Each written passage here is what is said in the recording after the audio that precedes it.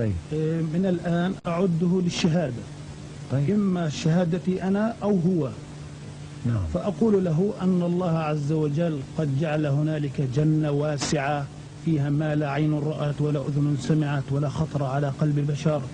هو بيسألني يعني إذا أنا عملت عملية وفجرت نفسي هل إلي يعني ربنا عز وجل بيعطيني اللي بدي إياه، بيعطيني سيارات، بيعطيني بارودي أطخ فيها، بيعطيني ألعاب. قلت له كل ما تطلب. وهل هذا حصل؟ شيء تطلبه هذا فعلا حصل. وهل حصل بينك وبين ابنك يعني؟ هذا فعلا حصل.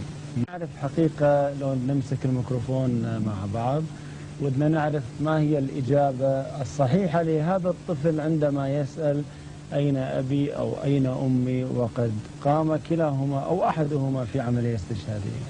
والله الإجابة باختصار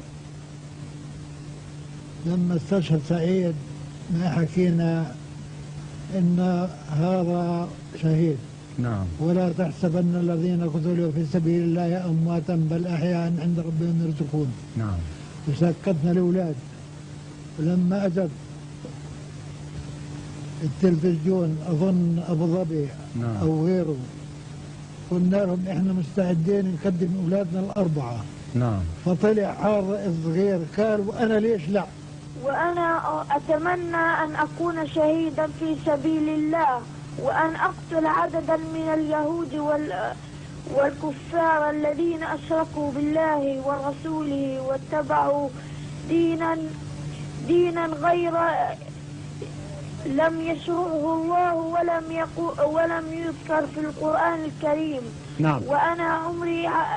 وأنا عمري 12 سنة. ما شاء الله. وأحفظ القرآن الكريم. ما شاء الله. الله يحفظك ويجعلك مجاهد إن شاء الله في سبيل الله. Now, the infidel population are seeing this war as a genocidal war, since as it is described in the Muslim historians of jihad, as well as extremely numerous Christian sources, this war was conducted as in great ferocity. Whole cities were given up to massacres. Entire populations were deported in slavery or massacred.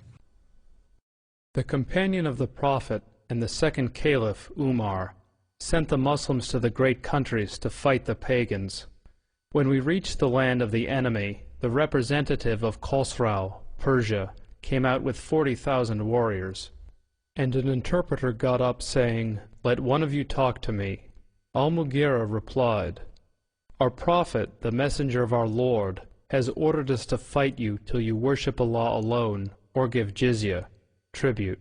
And our Prophet has informed us that our Lord says, 'Whoever amongst us is killed, martyred, shall go to paradise to lead such a luxurious life as he has never seen, and whoever amongst us remains alive shall become your master.'"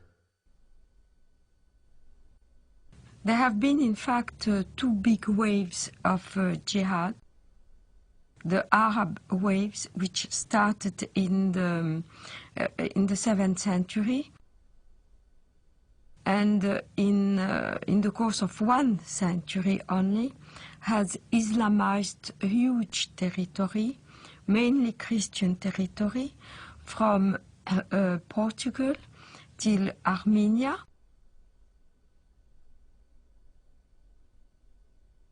But also Islamized Persia, which was not Christian, mainly Zoroastrian, except for Iraq, which was mainly Christian in the north and Jewish and Christian in the south.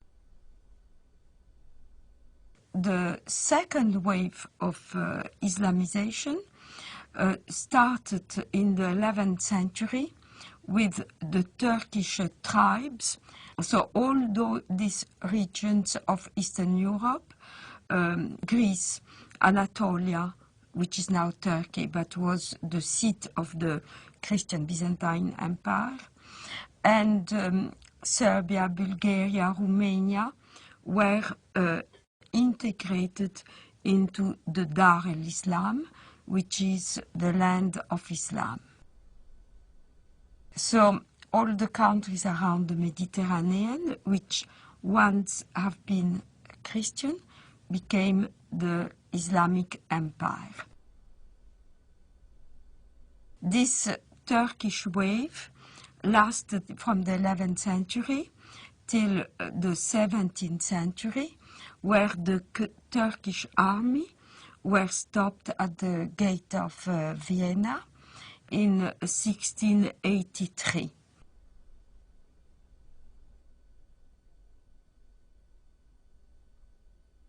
The Crusades are not understood in Muslim world today very differently to the way they are understood in the Western academia and in the discourse of the Western elite class.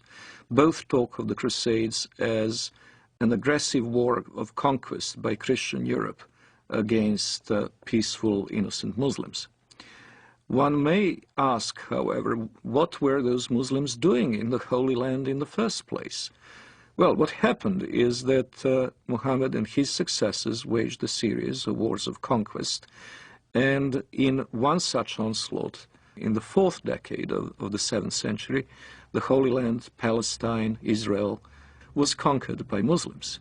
And so when Seljuk Turks started interfering with the ability of Christian pilgrims to go to the Holy Land, to go to Jerusalem, and when their physical safety was no longer guaranteed, the Western Christians acted not only as reconquerors of a land that had been once theirs, they also acted as, quite rightly one might say, protectors of their holy places.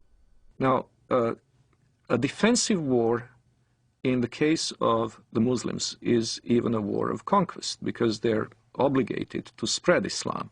But a land which had once been Muslim, in particular, must be reconquered, and the jihad is the rightful name of that war of reconquest. So they could never accept the Crusader states in Antiochia and Jerusalem, because they were Dar ul-Harb reinstated into Dar ul-Islam. And this is a contemporary aspect of the Israeli-Palestinian conflict, of which many Westerners are not fully aware. Exactly the same psychology that prompted Saladin and others to fight the Crusaders is now motivating Hamas. In both cases, it is not only a matter of the nationalistic desire of Arabs to expel European or Jewish settlers, it is also the Quranic obligation of all good Muslims to make sure that the land once ruled by Muslims will be reverted to their rule.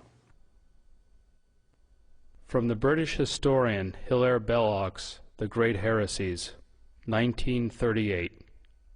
It has always seemed to me possible, and even probable, that there would be a resurrection of Islam, and that our sons or our grandsons would see the renewal of that tremendous struggle between the Christian culture and what has been for more than 1,000 years its greatest opponent. The suggestion